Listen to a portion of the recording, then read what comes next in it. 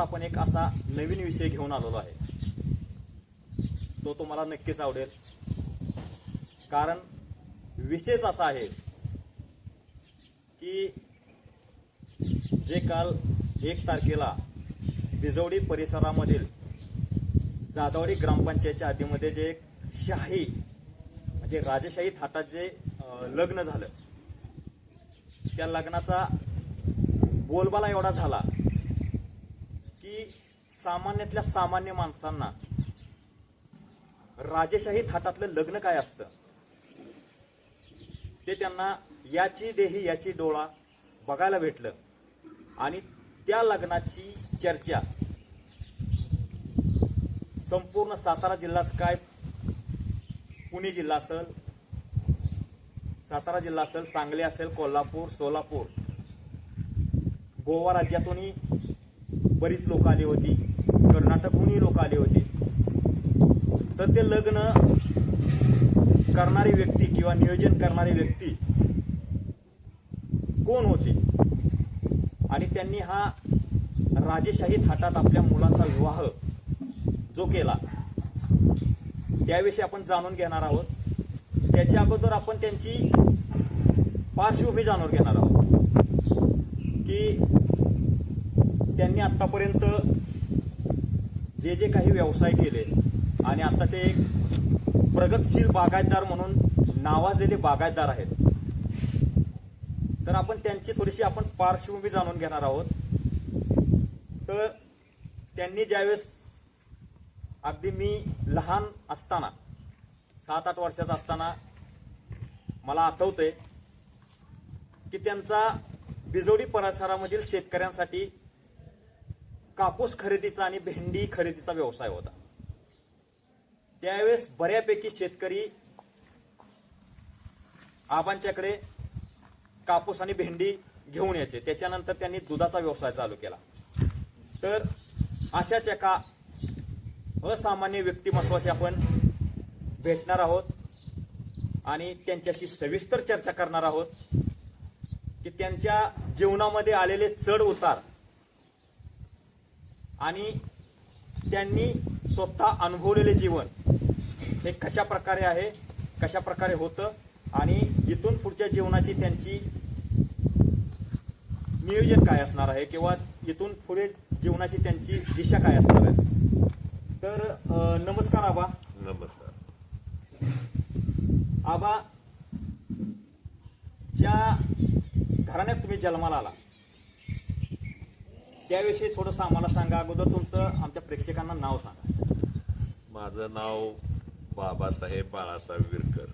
मला मामूशेठ विरकर याच नावाने ओळखलं जातं, बाबासाहेब नावाने ओळखलं जात नाही. तर माझा तसा जन्म 1970 साली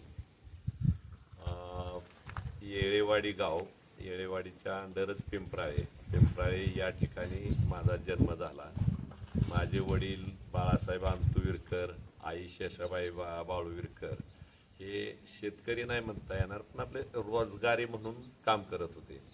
आणि मग त्यांनी माझ्या आईने कुठलंही म्हणजे इथलं नाला बडलिंगचं काम असेल, तलावाचं काम असेल, म्हणजे ज्याच्यावरती माती वाहायची, आता यंत्राने काम केलं जातं, पूर्वी माती वाहून काम केलं जायचं, ब्रासवर काम केलं जायचं. आणि पूर्वीच्या त्या म्हणजे कावळीच्या फोकाच्या, परत कर्जाच्या फोकाच्या पाट्या असायच्या आणि त्या पाट्या वाहून ते ब्रास काढायचं, ब्रास काढून ती माती तलावावरती नाला बडलिंगवरती नेऊन टाकायची आणि त्याच्यातनं मग त्यांना काय 1 रुपया 1.5 रुपया वगैरे हजेरी मिळायची. ज्यावेळेस इथं काम असेल त्यावेळेस ते इथं काम करायचे. परिस्थिती हालाकीची असल्यामुळं नंतर मग खाली गोकळी मेकळी ही जी गावं आहेत त्या ठिकाणी ज्वारी काढायला जायचे. ज्वारी काढायची, परत ती फोडायची, परत बडवायची आणि बडवल्यानंतर 1 पोत्याला 1 पायली 2 पायले असं त्यांना धान्य मिळायचं. ते धान्य घेऊन येऊन त्याच्यावरती बी ते आमची उपजीविका करायचे. म्हणजे ज्यावेळेस ज्वारी काढायची त्यावेळेची पद्धत होती की मळणी करण्यासाठी खळ केलं जायचं आणि त्या खळ्यामध्ये ते ज्वारी बडवली जायची काठीच्या साह्यानं आणि नंतर मग ते वाढवून ते तयार करायचे. अशीच पद्धत होती ना?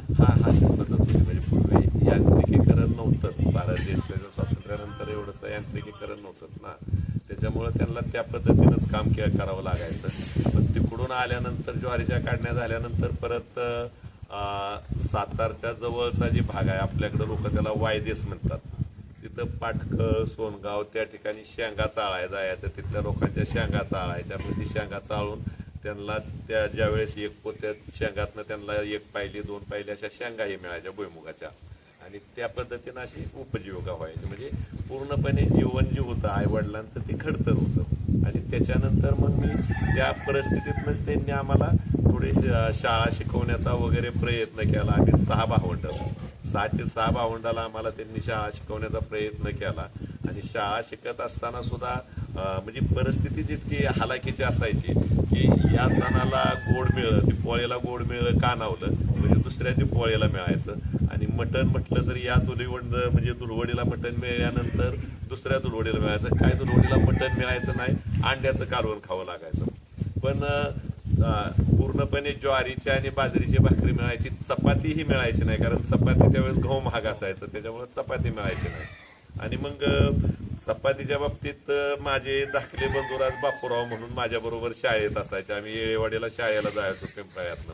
आणि मग त्यांना जर कुणाच्या डब्यात चपाती दिसली, म्हणजे घरी चपाती मिळायची नाही, मग त्यांना चपाती जर दिसली, लहान वय त्यांचं 6-7 वर्षाचं, मग ते कोणाच्याही डब्यातनं चपाती जेवायला आम्ही बसलो की चपाती दिसली की चपाती उचलायचे आणि पळून जायचे, म्हणजे चपाती खायला मिळावं म्हणून त्या पोरांच्या डब्यातनं. म्हणजे अशी परिस्थिती आमची होती पूर्णपणे. आता तुमचं शिक्षण काय झालं? माझं शिक्षण 12वी ॲग्री झालं. तर ज्यावेळेस ही परिस्थिती तुम्हाला ठरवलं की ही परिस्थिती मला बदलायची आहे, त्यावेळेस परिस्थिती बदलण्यासाठी तुम्ही पहिलं पाऊल कुठलं होतं? नाही, मी शिक्षण घेताना इथनं 10वी पर्यंत शिक्षण मी बिजवडीला घेतलं. बिजवडीनंतर तसा मी हुशार होतो वर्गात, म्हणजे सर्व म्हणजे माझ्याबरोबर अंकुश भोसले जे आहेत आता संत गाडगे महाराज मिशनला जे शिक्षक आहेत ते शिक्षक, अशोक मदने गुरुजी, राजवडीचे अशोक भोसले गुरुजी, ही एक आमची ही होती. आणि आमच्यात रेस असायची, म्हणजे पहिल्या नंबरच्या बाबतीत कोणाचा पहिला नंबर होतो म्हणजे ती दोघं जणी त्यातली ते तिघं जे माझे मित्र होते माझ्या रेसमध्ये होते. म्हणजे पहिल्या दुसऱ्या तिसऱ्या क्रमांकात ज्याच्यात ते शिक्षक झाले काय म्हणजे हायस्कूल टीचर झाले. आणि मला 12वी नंतर परिस्थितीमुळं मला शाळा सोडावी लागली, कारण आईला रोजगार करावा लागायचा आणि मी फलटणला शाळेला असायचो. मग 12वी ॲग्रीची परीक्षा मी दिली आणि 12वी ॲग्रीला मी पास बी झालो आणि मला चांगल्या मार्काने मी उत्तीर्ण झालो. पण 12वी ॲग्री नंतर मी माझं शिक्षण परिस्थितीमुळं सोडलं आणि मी कामाच्या शोधात म्हणून, म्हणजे आता कुठंतरी आईवडिलांचा रोजगार बंद करायचा. कारण आईचं जवळजवळ मी 12वीला माझ्या अगोदरची 4 भावंड, माझा 5वा नंबर आणि धाकले बापूराव यांचा 6वा नंबर. पण त्यावेळेस आईचं वय जवळजवळ 60 वर्षाच्या पुढे गेलं होतं. 60-65 वर्ष वय आईचं झालं होतं आणि तरी पण आईला माती काम करावं लागायचं. मग मला वाटायचं की आपण शाळा शिकून काय करणार, त्याच्यापेक्षा मला असं वाटलं की आपण काहीही करायचं आणि आईचा रोजगार बंद करायचा. म्हणून मी शाळा सोडली आणि शाळा सोडून मी कामाच्या शोधात, म्हणजे त्यावेळेला मला वाटतं परीक्षा दिली मी पहिल्यांदा. फेब्रुवारी-मार्चमध्ये 12वीची आमची ॲग्रीची परीक्षा झाली आणि मी 1.5 महिना इथं थांबलो. आणि मी बरोबर मे महिन्यात, हे साधारणतः कुठल्या सालातील गोष्ट आहे ही 1989 साली, 1989 साली मी 12वीची परीक्षा दिली. आणि 1989 साली मी 12वीची परीक्षा देऊन माझे चुलत बंधू सुखदेव राजाराम विरकर हे मुंबईला होते. आणि मग मी मुंबईला जाण्यासाठी शामराव बरकडे माझे मेहुणे आणि दुसरे मेहुणे श्रीमंत दडस, शामराव बरकडे यांच्याकडून मी 150 रुपये उसने घेतले आणि श्रीमंत दडस यांच्याकडून 200 रुपये उसने घेतले आणि 350 रुपये उसने घेऊन मी मुंबईला कामाच्या शोधात मुंबईला गेलो. मग तुम्ही जो बिजवडीमध्ये एक छोटासा व्यवसाय उभा केला होता, भेंडी खरेदी आणि कापूस खरेदी, हे तुमच्या डोक्यामध्ये कशी कल्पना आली? नाही, त्याचं असं झालं, मी ज्यावेळेस मुंबईला गेलो, मुंबईला जाताना असं वाटायचं की आपल्याकडची लोक मुंबईला जायची, मुंबईवरनं येताना ती ठळक कापडं घालून यायची, एक काळी बॅग असायची पूर्वीच्या काळात 90च्या 70 ते 90चा जो काळ होता 80-90चा, एक काळी बॅग हातात असायची. परत वरनं रुमाल टाकलेला असायचा, म्हणजे शर्टाच्या वरनं वगैरे. धोतरवाले असतील ते पांढरं शुभ्र धोतर घालून यायची, 3 गुंडी शर्ट वगैरे घालून यायची. पण मला वाटायचं मुंबई म्हणजे मुंबईला फार वेगळं काम असतं. पण त्यावेळेस मी मुंबईला गेलो त्यावेळेस मी पहिल्यांदा फेरबंदर एरियात माझे चुलत बंधू राहायला होते आणि तिथं गेल्यानंतर तिथली मी परिस्थिती बघितली. मे महिना होता, आपल्याला ग्रामीण भागात राहायची सवय, विहिरीवरती आंघोळ करायची सवय, म्हणजे मोकळ्या पाण्यात आंघोळ किंवा वड्याला विहिरीला आंघोळ करायची सवय. त्यावेळेला ओढ्याला बी पाणी असायचं आणि विहिरीसनी बी पाणी असायचं आणि मग तिथं आंघोळ करायची सवय वगैरे येतं. तिथली परिस्थिती बघितल्यानंतर तिथं आपल्या ती जी लोकं होती ती गाळ्यावरती राहायची. त्यावेळेला तिथं पाण्याची कमतरता असायची, अर्ध्या बादली पाणीतच आंघोळ करावी लागायची. म्युन्सिपाल्टीची संडास असते त्या संडासला लाईन उभं राहायचं आणि संडासला जायचं. ही एकंदरीत परिस्थिती मी बघितल्यानंतर म्हटलं आपल्याला तिथं आपल्याला काही आणि त्या तिथं लोकांचं काम बघितलं. ती पहिल्यांदाच मुंबई बघितली आणि मुंबईची गर्दी बघितली पहिल्यांदाच, कारण त्याच्या अगोदर कुठल्याही शहरात जायचा कधी योग आला नव्हता, पुण्यातही नाही. ती पहिल्यांदा मुंबई बघितल्यानंतर तिथली परिस्थिती बघितल्यानंतर परत माझ्या मनाने विचार केला गेला आपण परत गावाकडे जावावं आणि गावाकडे जाऊन आई जी मातीकाम करीत होती तसलं मातीकाम करून आपला आई वडिलांनी विश्रांती द्यावावी. आणि त्या पद्धतीनं म्हटलं आता 1-2 दिवस बघितल्यानंतर आपल्याला म्हटलं इथं काय कुठं काम लागण्यासारखी परिस्थिती दिसत नाही मुंबईला, तिथली कामं वगैरे बघितल्यानंतर. आणि तिथं जे हमालीचे वगैरे काम असायचे ना तिथं बी फार मोठे आणि त्यावेळेस 100 किलोची हमालीचं काम असायचं. आणि त्यावेळेस माझं वय जर बघितलं 18-19 वर्षाचं तर 18-19 वर्षात मी 100 किलोची हमाली करू शकत नव्हतो म्हणजे त्यावेळेला. मग त्याच्यानंतर मी असं ठरवलं की मी माझ्या चुलत भावाला म्हटलं की बाबा मी आता येताना म्हटलं वाटखर्ची पुरतं पैसे आणलं तर खर्चायला पैसे आणलं तर मी सांगितलं 2 दाजींच्याकडून, एक जणाकडून 150 रुपये आणलेत, एक जणाकडून 200 रुपये आणलेत. आणि मला आता तू इथं जवळच कुठंतरी राणीची बाग आहे तर मला म्हटलं आपलं तू राणीची बाग दाखव, मी राणीची बाग बघतो आणि मी माघारी जातो म्हटलं. मग माझे चुलत बंधू सुखदेव विरकर यांनी मला राणीच्या बागेत नेलं. राणीच्या बागेत नेल्यानंतर मी राणीची बाग बघतानाच मी पश्चिमेला बघितलं तर पश्चिमेला असं लिहिलं होतं की संत सावता मंडई भायकाळा. संत सावता मंडई भायकाळा असं लिहिलेलं होतं की त्यावेळेस आपल्याकडे काय लोक भेंडी करायची, गवार करायची, काकडी करायची आणि ती फलटणला नेऊन घातली जायची आणि फलटणवरनं मग ती तरकारी मुंबईला जायची. मग मी तिथं एका व्यापाऱ्याच्या शोधात गेलो आणि तिथं यादवराव विठ्ठल शिंदे या व्यापारी मला तिथं म्हणजे भेटले आणि मग मी त्यांना विचारल्यानंतर त्यांनी मला तिथं ती भेंडीची लेबलं वगैरे दिली आणि भेंडीची लेबलं की मी घेऊन तिकडं आलो म्हणजे त्या करड्याला लेबल लावायची. आणि मी इथं येऊन मग मी तरकारीचा धंदा चालू केला आणि शेतकऱ्यांना जे फलटणला जावं लागत होतं त्याच्याऐवजी मी इथं बिजवडीतच त्यांचा माल वजन करून घ्यायचो. मी त्यावेळेस माझ्याकडे सायकल होती, मी सायकल घेतली होती.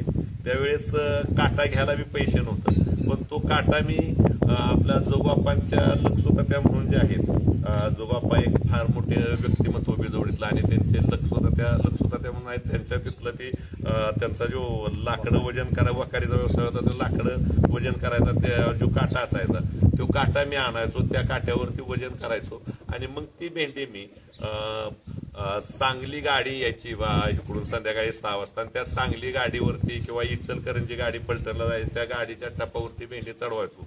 ती फलटणला एसटी स्टँडवरती नेऊन उतरायचो आणि ती एसटी स्टँडवरनं मी परत डोक्याने वाहून म्हणजे काय 10 करंडं 20 करंडं असतं ती तिथनं डोक्याने वाहून ज्या ठिकाणी अब्दुलबाई चांदबाई हुंडेकरी म्हणून जेजुरीच्या गाड्या असायच्या म्हणजे तरकारीची वाहतूक करण्यासाठी भाजीपाल्याची आणि त्या गाड्या ज्या ठिकाणी थांबत असत त्या ठिकाणी मी तिथं नेऊन ती भेंडी द्यायचो आणि तिथनं रात्रीच्या 12 वाजता 1 वाजता गाडी तरकारी माल गोळा करत द्यायची. रात्रीच्या 11-12 वाजता मग मी तिथनं एसटीनं काय वेळेला सायकलनं म्हणजे या बिजोडीपर्यंत येत होतो त्यावेळेला. आता तुम्ही दुधाचाही व्यवसाय केला, ज्यावेळेस सातारा दूध संघाचं कलेक्शन व्हायचं बिजोडी गावामध्ये आणि त्याच्यानंतर मग ते तुम्हाला कसं सुचलं की बिजोडीच्या पंचक्रोशीतील गवळ्यांचं किंवा दूध व्यावसायिकांचं आपण दूध ही गोळा करावं आणि त्यांना बऱ्यापैकी म्हणजे कसं म्हणतात की स्पर्धी असावं, कुठल्याही धंद्यामध्ये स्पर्धी असेल तरच शेतकऱ्यांना बऱ्यापैकी दर भेटतो. नाही नाही, त्यावेळेस सातारा दूध संघ एकमेव दूध संघ असा होता की तो फक्त मान तालुक्यातनं आपल्या दूध नेलं जायचं आणि सहकारी दूध संघाचीच त्यावेळेस मक्तेदारी होती आणि मग त्यांना कुठलाही प्रतिस्पर्धी नव्हतं, कुठलंही कॉम्पिटिशन नव्हतं आणि त्याच्यामुळं लोकांचं दूध इतकं जप्त केलं जायचं. म्हणजे त्यावेळेस 3-5 फॅट 3-8 फॅट वगैरे असा शासनाचा जार असायचा की 3-8 फॅटचं दूध घ्या. मग 3-8 फॅट जरी लागले 3-8 फॅटच्या खाली 3-7 फॅट लागले म्हणजे 3-8ला ₹5.60 दर दिला जायचा आणि तीच 3-7 फॅट लागली तर ₹0 दर दिला जायचा. मग लोकांचं एवढं म्हणजे लोकांना ₹5.60 दर बसणं अपेक्षित असताना किंवा फॅट वाढली तर ₹6 दर बसणं अपेक्षित असताना 89च्या काळात त्यावेळेला सातारा दूध संघाकुंड वगैरे दूध जप्त करून दूध जप्त कमी प्रत दूध जप्त कमी प्रत दूध जप्त असं करून ₹2 ₹3 सुद्धा दर मिळालं जायचं आणि मग त्याला कुठंतरी वाचा फुटावी, त्याला कुठंतरी शेतकऱ्याला न्याय मिळावा म्हणून मी त्या सातारा दूध संघावरती त्यावेळेस मोर्चा काढला. म्हणजे सर्व शेतकरी सर्व सचिव वगैरे घेऊन, पण त्यांनी काय ऐकलं नाही. त्यांनी ऐकलं नाही म्हटल्यानंतर मग मी इथनं मान खटाव तालुक्यातनं मी दूध गोळा करायला सुरुवात केली, बिजवडीतनं वगैरे दूध गोळा करायला सुरुवात केली आणि ते दूध मी मान खटावामधनं गोळा करून नसरापूरला रावत बंधू म्हणून आबा रावतांची एक रावत बंधू म्हणून ते रावत दूध म्हणून जे होतं त्या नसरापूरला मी इथनं नेऊन दूध घालायचं. ते रनिंग माझं जवळजवळ दूध गोळा करणे आणि दूध घालणे ही पहिल्या टोकापासून नसरापूरपर्यंत रनिंग 150 किलोमीटर व्हायचं. तर मी पहाटेच्या 3:30-4 वाजता पहिलं दूध घ्यायचो. म्हणजे ते दूध असायचं पहाटेच्या 3:30-4 वाजता शंभूखेडची जी देशमुख कंपनी आहे ती दूध मला त्या वेळेला द्यायची आणि ती दूध घेऊन गोळा करून परत 3 गाड्या पाठवून 3 गाड्याची एक गाडी करून ती मी 10-10:30 वाजता नसरापूरला दूध खाली करायचो. पण त्याच्यातनं लोकांनी इतका न्याय मिळाला की त्यावेळेला पहिला पगार मी ₹5.60 दराने वाटला आणि पहिला पगार ₹5.60 दराने वाटल्यानंतर मान तालुक्यात एवढं मोठं ही झालं त्याचं की म्हणजे त्याला हीच राहिलं नाही. म्हणजे इतकी लोक खुश झाली आणि मग त्या ह्याच्यातनं मी अशी प्रेरणा घेत नंतर काही दिवसांनी माझी गाठ श्रीमंत संजीवराजे नाईक निंबाळकर यांच्या बरोबर पडली. त्यांच्याबरोबर चंद्रशेखर जगताप, परत गणपतराव दुबाळ म्हणून डेअरीचे मॅनेजर आणि मग आमच्या चर्चेतनं हनुमंतराव मोहिते वगैरे आमच्या चर्चेतनं त्या या पलटणलाच गोविंद डेअरीचे म्हणजे खाजगी दूध संस्था गोविंद डेअरीची स्थापना झाली आणि गोविंद डेअरीची स्थापना झाल्यानंतर मग आपल्या मान तालुक्यातलं आणि खटाव तालुक्यातलं मी दूध गोळा करून 10-11 हजार लिटर दूध नेऊन मी गोविंद डेअरीला म्हणजे खाली गोविंद डेअरीला घालायचो आणि त्या ठिकाणी तर एवढं दर परत वाढत गेलं की त्यावेळेस ₹5.60 ऐवजी ₹6.60 वगैरे दर बसायला लागला. आणखीन लोक खुश झाली आणि मग मी श्रीमंत संजीवबाबांनी विचारलं की बाबा आता तुम्ही मान तालुक्यातलं दुधासाठी मान तालुक्यात दूध संघ द्या म्हणजे एक चिलिंग सेंटर द्या. मग संजीवबाबांनी इथं Brahmachaitanya milk and milk product नावाने आपल्या दहिवडीला एक दूध म्हणजे दूध चिलिंग सेंटर चालू केलं आणि त्या चिलिंग सेंटरला मी 36,000 लिटर दूध मान खटावमधनं गोळा करून जवळजवळ आमचं दूध संकलन त्या दूध संघावरती 36,000 लिटर पर्यंत त्या वेळेला गेलं. डेलीचं दूध संकलन पर डेचं तुमचं 36,000. 36,000 लिटर वरती गेलं. मग त्या माध्यमातून मी पशुखाद्य लोकांनी विकायला लागलो. पशुखाद्य मला प्रत्येक महिन्याला 9,000 बॅग पशुखाद्य जायचं त्या वेळेला. म्हणजे अशा पद्धतीनं मी धंदा केला. पण धंदा करताना मी जास्त फायदा मिळवण्याचा प्रयत्न केला नाही. जर मी फायदा मिळवण्याचा प्रयत्न केला असता आणि जर मी 91-92ला किंवा 92 ते 2004 पर्यंत जर महिन्याला मी 9-10 हजार पोती जर पशुखाद्याची विकत होतो तर त्या काळात जर मी ₹10 पोत्याला फायदा ठेवला असता म्हणजे 10,000 पोती विकणं आणि ₹10 फायदा ठेवलं तर त्यावेळेचं ती ₹1,00,000 झालं असतं. मग त्यावेळेचा सोन्याचा दर होता ₹2,000-3,000 पर्यंतचा तोळा. म्हणजे 90च्या सालापासून 2000च्या सालापर्यंतचा 2,000, 3,000, 4,000 असा 4-5 हजारापर्यंतचा दर होता आणि आजचा सोन्याचा दर त्यावेळेला ₹1,00,000 एका महिन्याला किती सोनं आलं असतं. ती सोनं म्हणजे सोन्याच्या किमतीप्रमाणेच किंमत वाढत जाते ना. म्हणजे मी पैसा कमवण्यासाठी धंदा केला नाही. शेतकरी वर्ग सुखी आणि शेतकरी वर्गाला न्याय मिळण्यासाठी मी धंदा केला. पशुखाद्याचा धंदा करताना सुद्धा मार्केटमधल्या पशुखाद्यानं जर 20 लिटर दूध निघत असलं तर त्याच किमतीचं दुसरं पशुखाद्य मी घेऊन कंपनीवाल्याबरोबर चर्चा करून वेगवेगळी फॉर्म्युलेशन करून त्या 20 लिटर ऐवजी 22 लिटर कसं दूध निघेल आणि 2 लिटर दूध एक्स्ट्रा जर निघलं 10 दिवसात पोतं जर त्या वेळेला चारलं गेलं तर 10 दिवसाचं 20 लिटर दूध वाढायचं. मग 20 लिटरचं त्यावेळेस 5-6 रुपयांनी 120 रुपयाचं दूध वाढलं जायचं. मग 300 रुपयाचं पोतं जर त्यावेळेस पशुखाद्याचं असलं तर त्याच्यात 120 म्हणजे ती 180 रुपयालाच पोतं बसलं जायचं. अशा पद्धतीनं मी शेतकऱ्याचा कसा फायदा होईल, दुधात शेतकऱ्याला दर कसा वाढून मिळेल, पशुखाद्यातनं दूध कसं वाढून मिळेल एवढाच विचार केला. अन्यथा मी जर पैसेच मिळवीत जायचं म्हटलं असतं तर मी आज म्हणजे मी माझी अतिशयोक्ती म्हणून सांगत नाही, पण आणखी आता जे हे मुलाखत ऐकतील वगैरे त्यांना बी सर्वांनी माहिती आहे की त्यावेळेस 36,000 लिटर दूध आणि त्यावेळेस 10,000 पोती जर पशुखाद्याची काय ती पैसे जर कमवून ती जर पैसे शिल्लक ठेवायचं म्हटलं तर तालुक्यात सर्वात श्रीमंत आज मी असतो. नक्कीच आबा, कारण तुम्ही जी ही निस्वार्थी भावनेनं म्हणजे स्वतःचा फायदा न बघता त्याच्या शेतकऱ्यांचं कसं भलं होईल ह्याच दृष्टीनं तुमची पावलं उचलत होता आणि त्याच दृष्टीने शेतकऱ्यांचं भलं होण्यासाठी विचार करत होता. भेंडीचा व्यवसाय असेल, गवारचा व्यवसाय असेल, कापसाचा व्यवसाय असेल, त्यानंतर त्या दुधाचा व्यवसाय असेल, शेतकऱ्यांना स्टँड करण्यासाठी, शेतकऱ्यांना चांगले दिवस आणण्यासाठीच तुम्ही हे काम केलं. तर नंतर तुम्ही मग येळेवाडी गावातून तुम्ही इकडे जाधववाडी गावाला जे आलात आणि जाधववाडी गावातच तुम्ही आता इकडे स्थायिक झालात. ते जमीन घेण्यापासून ते आतापर्यंत तुमचं काय म्हणजे?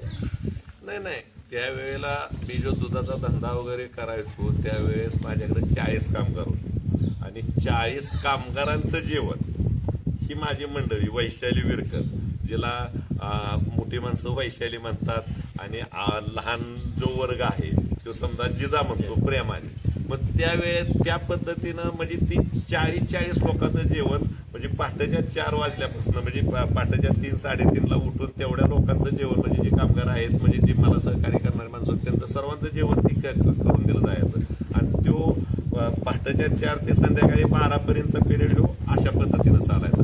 त्याच्यानंतर इकडं जी मी ज्या ठिकाणी आज तुम्ही मुलाखत घेताय त्या ठिकाणी पूर्णपणे म्हणजे ह्या पडाक्षेत्र होतं. म्हणजे इथं लाईटची व्यवस्था नव्हती. लाईट म्हटलं तर आपल्या बिजवडीत एकच डीपी होती आणि इकडं तर कसलीच लाईट नव्हती. मग ह्याच्यानंतर आम्ही जे पडाक्षेत्र जे असेल ती पडाक्षेत्र त्यावेळेला घेतलं. त्यावेळेस फार मोठ्या किमतीनं क्षेत्र म्हणजे त्यावेळेस किमती बी जास्त नव्हत्या आणि किमती द्यायला लोकांच्याकडे पैसे बी नव्हतं. म्हणजे पडाक्षेत्र जे आहे ते पडाक्षेत्र घेतलं. त्याच्यानंतर या ठिकाणी लाईट आणली गेली. त्या लाईटचा उपयोग बाकीचे जे आजूबाजूचे शेतकरी आहेत तर त्यांना बी सिंचनासाठी म्हणजे उपयोग झाला लाईटचा. त्याच्यानंतर या ठिकाणी सबस्टेशन आलं. म्हणजे सबस्टेशन आलं, श्रीमंत रामराजे नाईक निंबाळकर आपले पालकमंत्री होताना सबस्टेशन आलं, पण निधीअभावी ते सबस्टेशन फार दिवस बंद पडलं. नंतर ज्यावेळेस महादेवराव जानकर साहेब ज्यावेळेस पशुसंवर्धन आणि दुग्ध विकास मंत्री झालं त्यावेळेस मला वाटतं कोणतरी बावनकुळे किंवा गुलाबराव देव नाही बावनकुळेच हे होते म्हणजे ऊर्जा मंत्री होते. आणि मग बावनकुळे ऊर्जा मंत्री असताना मग त्यावेळेला जानकर साहेबाच्या मदतीनं ह्या निधी गोळा म्हणजे निधी मिळवून हे सबस्टेशनचं काम पूर्ण केलं. अन्यथा 4-5 वर्ष सबस्टेशनचं फाउंडेशन झालं होतं पण पुढचं काम नव्हतं. पण मी कधीही असं म्हणत नाही की बाबा मी ते सबस्टेशनचं काम पूर्ण करायसाठी म्हणजे मी प्रयत्न केलं वगैरे, तो माझा मुद्दाच नसतो. म्हणजे मला कधीही प्रसिद्धीच्या जोतात वगैरे यायचं नाही. मग अशा पद्धतीनं मी इथंही करून शेती करून मग वेगवेगळ्या पद्धतीनं मी प्रयोग केलं. आणि मी जी माझी पिकं करतो या ठिकाणी मी कधी 1,000-1,500 रुपये क्विंटलनी कांदा विकायच्या वेळेला मी कांदा करत नाही. मी साधारणपणे माझा एक मित्र चव्हाण साहेब म्हणून कांद्याच्या बाबतीत भाजीपाल्याच्या बाबतीत एक्सपोर्टर आहेत आणि मी सर्वसाधारणपणे आपल्या महाराष्ट्रातली काय परिस्थिती देशातली आणि जागतिक परिस्थितीचा अभ्यास करूनच ती एखादं पीक करतो. म्हणजे कांद्याचं पीक तरी 100%. आणि ज्यावेळेस कांद्याला दर 4,000-5,000 रुपये क्विंटलला येणार असेल त्यावेळेस मी कांदा करतो. त्यावेळेस माझा कांदा 50 लाख 60 लाख रुपयापर्यंत मी कांदा विकतो. म्हणजे आबा आम्ही असंही बघितलंय तुमच्या शेतामध्ये की तुम्ही जे पीक करता अगदी दुधी भोपळा असेल किंवा काकडीचं पीक असेल, त्याच्यानंतर तुम्ही जवळजवळ 5,000 ते 6,000 डाळिंब झाडांची लागवड केली होती. कसं काय म्हणजे तुमचं हे नियोजन एवढं डेअरिंग आणि त्या खर्चाचं नियोजन आणि त्याचा ताळमेळ तुम्ही कसा घालता की त्याचा विचार पुढचा न करता मला हे पीक करायचं ह्याच्यातून मला किती फायदा होईल नाही होईल हे कसं तुम्ही नियोजन करता? नाही, ज्या वेळेस आपण पिकं करतो, आता मी कांद्याच्या बाबतीतच तुम्हाला उदाहरण सांगितलं की ज्यावेळेस 1,000-1,500 रुपयापर्यंत दर असतो त्यावेळेस कांद्याचं फक्त मुद्दलच पैसे होतात, म्हणजे खर्चाचंच पैसे होतात. त्यावेळेला मी तशी पिकच करत नाही. मग मी सर्वसाधारणपणे सर्वत्र अंदाज घेतो बाबा मार्केटमध्ये म्हणजे कुठल्या ह्याचं बियाणं जास्त खपलंय. मग जर काकडीचं बियाणं जास्त खपलेलं असलं तर आपण असं समजायचं की त्या महिन्यात काकडीचं बियाणं जास्त खपलं, ह्याचा अर्थ असा काढायचा की सर्वत्र काकड्या भरपूर लागल्या, त्या म्हणजे आपण जर आता लागण केली तर 100% त्या काकडीला मार्केट गावणार नाही, मार्केटमध्ये जास्त माल असेल. पण जर दुकानदाराकडून जर असं कळलं की बाबा काय चालू वर्षी काकडीचं बियाणंच खपलं नाही, खरबुजाचं बियाणंच जात नाही, त्यावेळेस जर तुम्ही काकडी केली, खरबूज केली तर 100% आपल्याला त्याचा फायदा होतो. म्हणजे रोजगारावरती म्हणजे तुम्हाला मजुरावरती खर्च होतो, बाकीचा खर्च म्हणजे पाण्याचा वगैरे तर काय कॉन्स्टंट आपण सर्व सुविधा केलेल्याच आहेत. सर्व क्षेत्राला आपण ठिबकनंच पाणी देतो, म्हणजे एकाही ठिकाणी आपण खोऱ्याचा किंवा दाऱ्याचा वापर करत नाही. म्हणजे 100% तुम्ही तुमच्या शेतामध्ये ठिबक सिंचनाची व्यवस्था केली आहे. 100% तुमच्या ठिबक. विहिरी किती आहेत? नाही, आता आपल्याला विहिरी म्हटलं तर पिंपराळ्याच्या हद्दीत 3 विहिरी आहेत आणि इकडं तोंडल्या हद्दीत 2 विहिरी आहेत, तिथं बिजवड्या हद्दीत 1 विहीर आहे. म्हणजे अशा 6-7 विहिरी आहेत टोटली. म्हणजे आता तुमच्या या सिंचनाच्या खाली जे क्षेत्र आहे ते साधारणतः किती एकर असेल?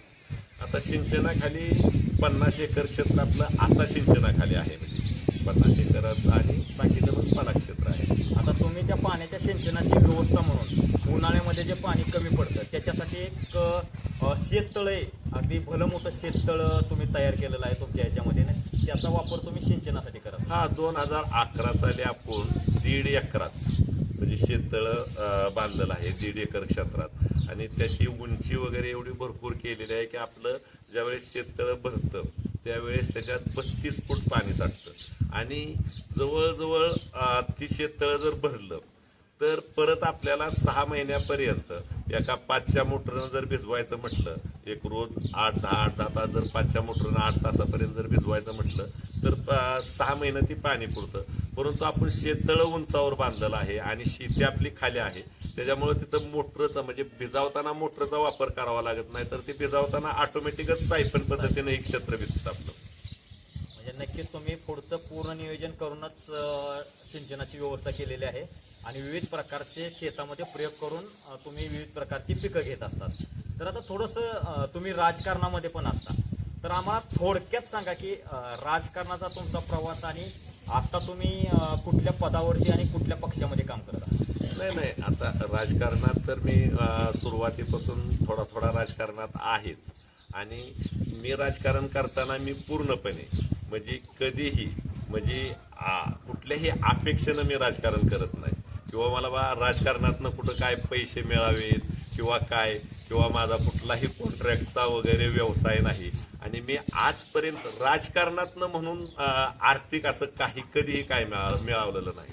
आता माझी मिसेस आम्ही पाठीमागं म्हणजे जयकुमार गोरेभाऊ जे आपल्या तालुक्याचे नेते आहेत त्यांच्याबरोबर युती करून म्हणजे त्यांच्याबरोबर त्यांच्या काय शेता आमच्या काय शेता असं मार्केट कमिटीचं इलेक्शन लढवलं, आणि त्या ठिकाणी आता किती केलं तरी जयाभाऊंची ताकद ही फार मोठी, म्हणजे आपल्यापेक्षा त्यांची ताकद फार मोठी आहे.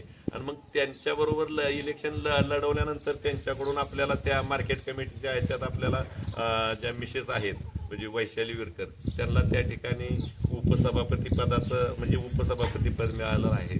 त्याचप्रमाणे आपल्या मान तालुक्याची आणि तसं सातारा जिल्ह्याची अर्धवाहिनी असणारी सिद्धनाथ नागरी सहकारी पतसंस्था जी आहे त्या पतसंस्थेत माझ्या मिसेस 30 वर्ष संचालक होत्या.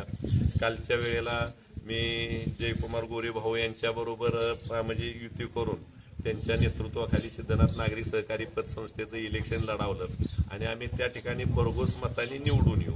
म्हणजे मलाही त्या ठिकाणी म्हणजे मी पहिलंच इलेक्शन ती लढवलं, याच्या अगोदर मी कधीही इलेक्शन लढवलं नव्हतं. जी इलेक्शन लढवली जायची ग्रामपंचायत असेल सोसायटी असेल सर्व इलेक्शन ही माझ्या मिसेसनी लढवली.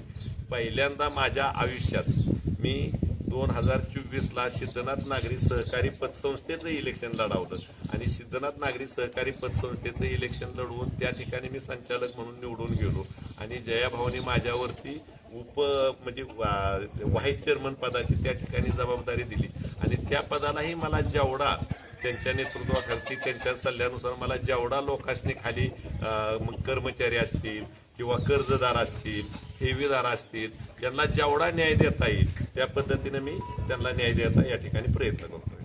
आता हे सामाजिक कार्य करत असताना आणि शेतीचा व्यवसाय सांभाळत असताना तुमची जी 2 मुलं आहेत त्या मुलांचं शिक्षण हे तुम्ही अगदी एकदम उच्च दर्जाचं शिक्षण देत होता त्या मुलांना, तर त्या मुलांच्या शिक्षणाविषयी तुम्ही काय सांगता? नाही, मुलांनी शिक्षण घेताना स्पर्धा परीक्षा वगैरे सर्व म्हणजे देतच त्यांचं शिक्षण झालेलं आहे आणि स्पर्धा परीक्षेत 100% सर्वजण सक्सेस होतीलच असं काही नाही. आता मी तर माझ्या मुलाला सांगितलं की बाबा आता आपल्याला ही स्पर्धा परीक्षेचं बंद करून आपण स्पर्धा परीक्षा करून जी नोकरी करायची त्याच्यापेक्षा आपण एखादा काहीतरी वेगळा व्यवसाय काढूया आणि तो आपल्या स्वतःसाठीच न राहता त्याचा उपयोग बाकीचे जे म्हणजे सुशिक्षित बेकार वगैरे आहेत, जो तरुण वर्ग आहे म्हणजे न शिकलेला बी तरुण वर्ग आहे, आणखी शेतकरी आहेत, त्याच्यासाठी त्यांना त्या व्यवसायाचा उपयोग होईल. त्यांनीही आपल्या व्यवसायाचं अनुकरण करावं आणि याच्यासाठी आम्ही आमच्या शेतीला जोडधंदा म्हणून म्हणजे या ठिकाणी मेंढी फार्म उभारलेला आहे. आता आमच्याकडे जवळजवळ 500 मेंढ्यांच्या आसपासची संख्या गेलेली आहे. आम्ही 1000 मेंढ्याचा मेंढी फार्म उभारला आहे. त्याचं काम चालू आहे आणि ते प्रगतीपथावर चालू आहे आणि मग तो मुलांनी तो मेंढी फार्म सुपरविजन वगैरे करून तो बघावा आणि आपल्याकडं ह्या मेंढी फार्ममधनं म्हणजे अगोदर आम्ही 4-5 वर्ष याच्यावरती अभ्यास केला या मेंढी फार्मवरती. एक मेंढी नाही म्हटलं तरी जर व्यवस्थितरित्या सांभाळली तर 14 महिन्यात 2 येतं तिची होतात आणि 14 महिन्यात एका मेंढीची अगदी एखाद्या येताला 1 कोकरं दुसऱ्या येताला 2 कोकरे असं जर हे करायचं म्हटलं तर आपल्याला 3 कोकरी इकाय गावली आणि आपण अगदी त्याचा मांसासाठी जरी त्या कोकऱ्यांची विक्री केली तर 30,000 रुपयापर्यंतचा एका मेंढीपासून प्रॉफिट होतो. आणि मग अशा पद्धतीचा आपल्याला जर प्रॉफिट त्याच्यातनं झाला आपण शेतीतलं सर्व खायला वगैरे घालून तर आपण हे आणखीन आपली जी शेतकरी वर्ग आहे म्हणजे शेतीचं धोरण कसं दर आज कांद्याला गेल्या वर्षी कांद्याला 5,000 रुपये क्विंटलला दर गावला, आता 1,000 रुपये चाललाय. तर मी हा मेंढ्यांचा जो व्यवसाय म्हणजे जे चालू केलाय किंवा सिलेक्ट केलाय मी आणि माझ्या मुलांनी विचार करून त्याच्यातनं मी एकच बघितलं की कधीही म्हणजे आपण ज्यावेळेस लहान होतो त्यावेळेस 10 रुपये किलोने मटण विकलं जायचं, तेच मटण आज 750 रुपये किलोने विकलं जातं. पण मटणाचा आलेख असा थोडा थोडा हळूहळू वाढत गेलेला आहे पण खाली कधी आलेला नाही. म्हणून तो व्यवसाय निवडलाय. त्या व्यवसायातनं मी तर माझ्या मुलाला सांगितलंय की वैभवला की बाबा तू हा व्यवसाय म्हणजे पूर्ण चालू झाल्यानंतर इथं कमीत कमी प्रत्येक महिन्याला किंवा प्रत्येक 8-10 दिवसासाठी तो प्रशिक्षण विनामोबदला या ठिकाणी प्रशिक्षण द्यावं 10 मुलांना. म्हणजे 10 मुलांना आपल्याकडेच बोलवायचं, जेवण आपलं द्यायचं, हातरायला पांघरायला आंघोळीला पाणी वगैरे आपलं द्यायचं आणि त्या 10 मुलांना 10 दिवसात असं प्रशिक्षण द्यायचं की त्याने हा व्यवसाय पुढे जाऊन उभारला पाहिजे. त्याला लागणारं जे अर्थसहाय्य वगैरे आहे ती एखाद्या बँकेकडून वगैरे त्याला तिथं आर्थिक मदत मिळवून द्यायची कर्ज स्वरूपात आणि त्याच्यातनं त्याचा व्यवसाय उभा राहावा ह्याच्यासाठी हा व्यवसाय उभारलेला आहे. म्हणजे तुमच्या मुलांचं जे शिक्षण वैभवरावांचं MPSC UPSC मधून स्पर्धा स्पर्धेसाठी येत होते ते, तर त्या शिक्षणाचा फायदा तुम्ही ह्या गोरगरीब शेतकऱ्यांच्या मुलांसाठी प्रशिक्षण म्हणून त्या शिक्षणाचा फायदा देणार आहात आणि गोरगरिबांची मुलं व्यवसायात कधी येतील आणि आपल्या स्वतःच्या पायावर कशी उभी राहतील हाच तुमचा उद्देश आहे त्यामागचा. हा 100% हे नुसतं आपण मुलाखतीत सांगतोय अशातला भाग नाही. पण पुढच्या वर्षी तुम्ही ह्या दिवसात ज्यावेळेस इथं मुलाखत घ्यायला याचाल त्यावेळेस निश्चितपणानं तुम्हाला इथनं प्रशिक्षण घेऊन गेलेली मुलं आणि परत त्यांनी त्यांचा हा व्यवसाय चालू केलेला की आम्ही तुम्हाला उदाहरणासह नावासह ज्यांना आम्ही बाबा कुठनं कसं आर्थिक मदत मिळेल, शासनाच्या काय स्कीम आहेत, शासनाच्या कुठनं सबसिडी मिळतील आणि ते आता वैभवनी चालू केलेलं आहे. म्हणजे लोकांची प्रकरणं वगैरे करून द्यायचं, शासनाकडून सबसिडी मिळवून द्यायचं हे निश्चितपणाने आम्ही तुम्हाला उदाहरणासह दाखवू. म्हणजे आणि हाच आमचा बेस आहे की ह्याच्यातून आम्हाला लय मोठं व्हायचं नाही. आम्ही मोठं होत होत आमच्या बरोबर आणखीन सर्व लोक म्हणजे सर्व जे मुलं वगैरे आहेत किंवा सर्व शेतकरी आहेत त्यांनीही मोठं झालं पाहिजे. कारण ह्या धंद्याला फार मोठं मार्केट आहे. म्हणजे असं काय नाही की ह्याच्यातनं जसं भाजीपाल्याचं वगैरे किती वाढल्यानंतर तिथं मग दर कमी येतं अशी परिस्थिती नाही.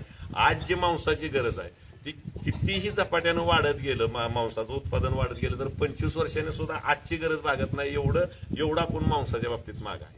तर आता आपण या मुलाखतीच्या मेन मुद्द्याकडे वळत आहोत.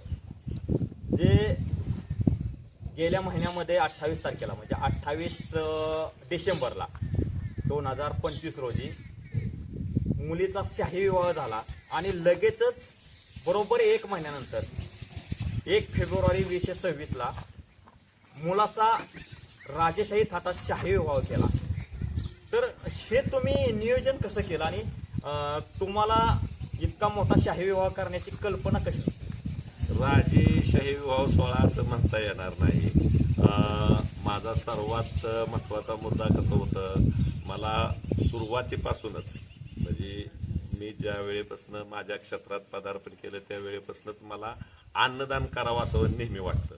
अन्नदान करण्यापाठीमागचं हे कारण असं होतं की पूर्वी आमची थोडीफार म्हणजे अन्नाच्या बाबतीत आबळ झालेली होती. मी मगाशी उदाहरण सांगितलं माझ्या छोट्या बंधुराजांचं की शाळेत गेल्यानंतर जर एखाद्याच्या ताटात चपाती दिसली, चपाती म्हणजे कसं भाकरीपेक्षा चांगला पदार्थ आला ना की मग तो घेऊन पळवून न्यायचा, म्हणजे ती चपाती म्हणजे अशी परिस्थिती होती. आणि मग मला नेहमी वाटतं की आपण कशावरती खर्च करताना जास्त खर्च कशावरती करावा तर ह्याच्यावरती करावा, म्हणजे जेवणावरती करावा. आणि मग मला जी ही लग्न करायचं होतं ती लग्न मला माझ्या हित घरी आणि माझ्या दारातच लग्न करण्यावाटेचं कारण असं होतं की मी जर आपण आपल्या घरी लग्न केलं तर आजूबाजूचा जे म्हातारी लोक आहेत, जे महिला आहेत, लहान मुलं आहेत त्यांना यायला मिळेल आणि त्यांना आपल्याला अन्नदान करता येईल. आणि सर्वात महत्वाचा माझा अन्नदानाचा मुद्दा असतो, म्हणजे ती लोकांनी मिळत नाही वगैरे अशातला तो भाग नाही, पण अन्नदान करावं आणि आपल्या दारात थोडं अन्नदान करता यावं आणि आपल्या दाराला लोकांचं पाय लागावं हा विषय होता. आणि म्हणून मी माझ्या कन्येचा जो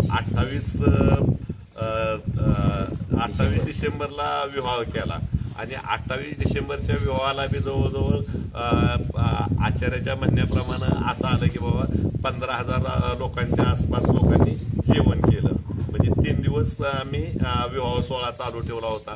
आणि माझ्या मुलाचा परत आता तुम्ही 1 जानेवारीला विवाह म्हणजे 1 फेब्रुवारीला विवाह सोहळा म्हणजे साजरा केला आणि त्या विवाहाला बी तेवढ्या पद्धतीनं म्हणजे तेवढ्याच संख्येनं लोक उपस्थित राहिली. म्हणजे ही जी होतं आणि ही माझ्याकडे जी लोक आली होती ते तुम्ही जर बघितलं असेल तर ही सर्वसामान्य लोक होती. आणि सर्वसामान्य लोकांचं मला माझ्या इथं माझ्या जमिनीला वगैरे, मी माझ्या जमिनीतच लग्न सोहळा घेतला होता, जमिनीला पाय लागलं किंवा माझा त्याच्या पाठीमागचा जे हे होता की लोकांनी मला इथं येऊन म्हणजे उपकृत केलं. मला एवढं वाटत नव्हतं की या विवाह सोहळ्यासाठी एवढी लोक जमतील असं, आणि कुणाचाही विश्वास बसत नव्हता की एवढी लोक जमतील. पण कसं असतं, आम्ही ही लोकांच्या सर्व म्हणजे मी आणि माझी मिसेस आम्ही लोकांच्या सर्व सुखदुःखात म्हणजे नेहमी सहभागी असतो. म्हणजे कुठल्याही बाबतीत असं काय नाही की आम्ही लोकांच्या सुखातच सहभागी असतो असं नाही, आम्ही लोकांच्या दुःखातही सहभागी असतो. आणि आम्हाला दोघांना म्हणजे मी आणि माझी मिसेस आम्हाला दोघांना कुठलंही निमंत्रण असो वा नसो, आम्हाला जरी कळलं की एखाद्या ठिकाणी बाबा एखादी घटना घडलेली आहे त्या ठिकाणी आम्ही दोघं जातो, एखाद्याचा विवाह आहे, एखाद्याचा साखरपुडा आहे, मग ते आम्ही अगदी आजूबाजूच्या भागातलं तर काय सोडत नाही, पण मग फलटणला असो, बारामतीला असो, इकडं मान खटावमध्ये जिल्ह्यात कुठेही असलं तरी आम्ही आमचा वेळ खर्च करून त्या ठिकाणी जातो. आणि लोक लग्नाला येणं हा एक वारंगुळाच म्हटलं जातं. आपण ज्यांच्या लग्नाला जातो त्या लोकांनी आपल्याकडे यावंच लागतं. अशा पद्धतीने तो एक आम्ही फार मोठा वारंगुळा तयार करून ठेवला होता नवरा बायकोनी. आणि म्हणून आमच्या पाठीमागच्या मुलीच्या लग्नाला बी जवळजवळ अगदी लय काय नाही म्हटलं तर 13,000 ते 15,000 लोक आली. त्याच पद्धतीनं मुलाच्या लग्नाला बी तेवढी लोक आली. हा त्याच्या पाठीमागचा उद्देश. म्हणजे हा वारंगुळ्याचा प्रकार आहे तो खेडेगावामध्ये फार प्रचलित आहे. आता तुम्ही तुमच्या सौभाग्यवतींचं सांगितलं तर तुमच्या या एक अशी म्हण आहे आपल्याकडं की एका कर्तृत्ववान पुरुषाच्या पाठीमागं तेवढ्याच ताकदीची कर्तृत्ववान स्त्री जर असेल, म्हणजे आपली स्वतःची कर्तृत्ववान पत्नी असेल तर संसार करण्यामध्ये एक वेगळंच फील असते आणि संसार हा नेटका होतो. तर त्याविषयी काय सांगता? नाही, निश्चितपणानं मी हे सांगेल की महिलांना जर स्वातंत्र्य दिलं तर महिला काय करू शकतात. मी जी आज इथं दिसतोय किंवा मी जी मामुशेट म्हणून वगैरे फिरतोय त्याच्या पाठीमागं 100%, अगदी 100%, म्हणजे मी 99% सुद्धा म्हणणार नाही, माझ्या पत्नीचा 100% याच्यात वाटा आहे. आणि माझ्या पत्नीच्या जी कष्ट करण्याची जी कुवत आहे, म्हणजे अगदी ते शेतीतलं कष्ट असो, स्वयंपाकाचं कष्ट असो किंवा आणखीन राजकीय कष्ट असो, कुठल्याही बाबतीत ते कमी पडत नाही. माझं जी काय थोडंफार नाव आहे, फार मोठं नाव नाही, पण माझं जे काय थोडंफार मामुशेट म्हणून जे नाव आहे, ती नाव माझं मोठं करण्यात 100% माझ्या पत्नीचा वाटा आहे. त्याचप्रमाणे माझं जे कुटुंब आहे, म्हणजे माझे भाऊ, म्हणजे 2 भाऊ मोठे, 2 बहिणी मोठ्या, 1 भाऊ लहान आहे, परत माझे पुतणे, या सर्वांचा त्याच्यात वाटा आहे. म्हणजे त्यांनी मला फार मोठं स्वातंत्र्य बी दिलंय, थोडंच सर्व बाजूनी पाठीमागणं त्यांचं मला आर्थिक सर्व सहकार्य माझ्या कुटुंबाचं आणि पत्नीचं असतंच. आता त्याविषयी आपण थोडंसं जिजा या टोपण नावाने सर्वदूर परिचित असणाऱ्या तुमच्या सौभाग्यवती यांच्याशी 2 मिनिटात चर्चा करूया की जिजा, तुम्ही पहिल्यापासून आबांना जी अशी खंबीर साथ दिली आणि त्या साथीचं दिलेल्या मजबूत ध्येयाचं आता जे तुम्ही बघताय की त्याच्यात तुम्हाला अगदी हे झालेलं आहे, म्हणजे अगदी तुम्ही स्टँड झालाय, तुम्ही अगदी निर्धास्त झालाय. तर त्याविषयी थोडक्यात काय सांगताल? 1-2 मिनिटांमध्ये आमच्या प्रेक्षकांना सांगा. माझं लग्न झाल्यापासून मी बघत आलेले आहे की ह्या माणसाने अतिशय कष्ट करून आणि आम्हाला सगळ्यांना स्वातंत्र्य दिले, मला किंवा माझ्या 2 मुलांना. आणि ते कुठलं जे काम करताना किंवा कष्ट करताना किंवा कुठलाही निर्णय घेताना त्याने आम्हाला सगळ्याला विचारात घेऊनच निर्णय घेतले. मग आम्ही असं समजायचो की बाबा ही माणसं जो माणूस आहे, ही मामुशेट नावाची व्यक्ती, ती कुठलाही निर्णय घेताना चुकीचं करणार नाही. त्या हिशोबानेच आम्ही त्यांच्या पाठीमागे खंबीरपणे उभी राहते. आणि त्यांना माझं प्रत्येक वेळेस सांगणं असतं, तुम्ही काहीही करा, आपल्याला काही कमी होणार नाही. आज जरी आपण छोटा असलो तर भविष्यात आपण फार मोठं होणार आहे. या हिशोबाने मी त्यांच्याबरोबर चालत येते आणि त्यांना खंबीर साथ दिलेली आहे आणि ह्या पुढे पण मी देत राहील. तर आमच्या बाकीचे जे प्रेक्षक आहेत त्यांना 2 मिनिटांमध्ये काय सांगताल की प्रत्येक स्त्रीनं आपल्या नवऱ्याच्या पाठीमागं असंच खंबीरपणे उभं राहावं? 100% उभं राहिलं पाहिजे. कारण प्रत्येक स्त्री जर एखाद्या पुरुषाच्या मागे जर खंबीरपणे उभं राहिली तर ते पुरुष कधीच खचत बी नाही आणि कधी कमी पण पडत नाही. त्यांची वाटचाल नेहमी पुढेच जात राहते. पण प्रत्येक स्त्रीने हा आदर्शच घ्यावा की आपण पण घरात न राहता कुठेतरी थोडंसं बाहेर फिरलं पाहिजे, 4 माणसात गेलं पाहिजे, आलं पाहिजे. कारण 100% जसे मगाशी म्हणले की बाबा मी त्यांना स्वातंत्र्य दिलं, खरंच खरं आहे की माझं लग्न झाल्यापासून या व्यक्तीने मला कधी म्हणलं नाही की बाबा तू राजकारणात आहे, तू घरचं बघ, असं कर, कधीच नाही. माझ्या घरातल्या लोकांनी किंवा ह्या लोकांनी मला पूर्णपणे स्वातंत्र्य दिले. त्याच्यामुळेच मी आजी इथं उभी आहे. जिजा या नावानं ओळखायला सुरुवात त्या मामुशेटमुळेच मी आहे, एवढंच मी तुम्हाला सांगते. धन्यवाद जिजा. आता आपण तुमच्या वैभव या मुलाच्या लग्नामध्ये जवळजवळ 15,000 ते 16,000 वराडींनी जो एक अनुभव घेतला, कुठल्याही लग्नामध्ये तो फील वराडींना आला नव्हता. अगदी राजकीय क्षेत्रातील मंडळी होती, सामाजिक क्षेत्रातील मंडळी होती, शैक्षणिक क्रीडा क्षेत्रातील मंडळी होती आणि सर्वसामान्य जनता, शेतकरी, कष्टकरी सगळे तुमच्या लग्नामध्ये होते, मुलाच्या लग्नामध्ये होते. आणि त्या ठिकाणी तुमच्या मुलानं जे कुणाच्याही ध्यानीमानी नसताना किंवा कुठेही तो प्रसंग लग्नामध्ये न बघितलेला प्रसंग असा एक त्यांनी काम केलं, निर्णय घेतला की तुमचं चरण म्हणजे आपले पहिले गुरु हे आई वडील असतात, त्याच्यानंतर आपले शिक्षक गुरु असतात, परंतु तुम्हालाच सर्वस्वी गुरु मानून ब्रह्मदेवाच्या ठिकाणी गुरुवर्याचं स्थान देऊन जे चरण पूजन केलं त्याविषयी पूर्ण जनतेनं बघितलं ते. तर त्याविषयी तुम्ही काय सांगता? नाही, त्याचं जे संस्कार आहेत मुलाचे, ते माझ्या मुलांनी मला कधीच कुठं आयुष्यात कधी खाली बघायला लावलं नाही. दोन्ही मुलांनी, धनश्री असेल, वैभव असेल. आणि आम्हाला हे माहीत बी नव्हतं, म्हणजे लग्नाच्या वेळेपर्यंत माहीत नव्हतं की बाबा ते पुढं काय करणार आहेत वगैरे. आणि त्यांनी जी एक पायंडा पाडला आणि आमची तर तशी इच्छा बी नव्हती. म्हणजे त्यांनी आमचं ते पाय धुवावं लग्नात सर्वांच्या समोर आणि पाय धुवून नमस्कार करावा. तर त्यांनी ते केलं. त्याचं आम्हाला म्हणजे फार स्वाभिमान बी वाटतो.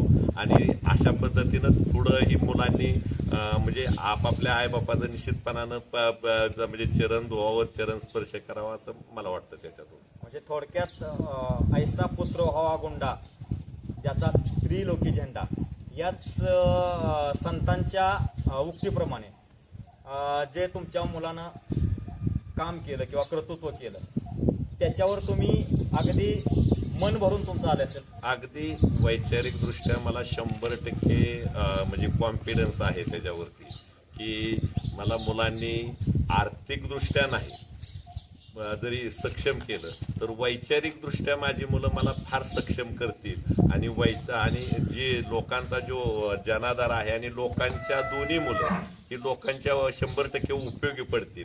आणि त्यांना 100% त्यांच्या लोकांच्या परपंचात किंवा त्यांचा जे तरुण वर्ग आहे त्यांच्या परपंचात त्यांनी निश्चितपणानं त्यांची आर्थिक उन्नती साधण्यासाठी त्यांना मदत करतील याचा मला 100% कॉन्फिडन्स आहे. म्हणजे मुलाच्या बाबतीत मी ती त्रिलोकी झेंडा वगैरे म्हणणार नाही, पण मला 100% कॉन्फिडन्स आहे की माझी दोन्हीही मुलं धनश्री आणि वैभव ही दोन्हीही मुलं म्हणजे लोकांच्या उपयोगी 100% पडतील. तर नक्कीच तुमची परंपरा ते नक्कीच पुढे चालवतील.